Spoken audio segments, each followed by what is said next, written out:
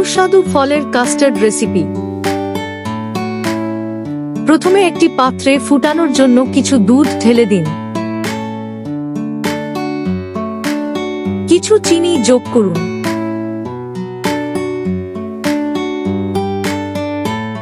তারপর দুধের সাথে কাস্টার্ড পাউডার দিন। কাস্টার্ড পাউডারযুক্ত দুধ কিছুক্ষণ ফুটে উঠলে তা বের করে নিন। তারপর একটি বাটি নিন। তারপর এতে মিশ্রিত কাস্টার্ড পাউডার দুধ দিন এবং আপনার পছন্দের ফলগুলি যোগ করুন।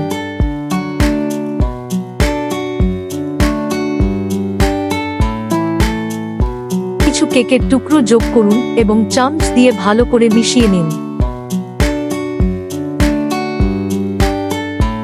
দেখুন, সুস্বাদু ফলের কাস্টার্ড প্রস্তুত। ভিডিওটি ভালো লাগলে লাইক, কমেন্ট এবং সাবস্ক্রাইব করুন।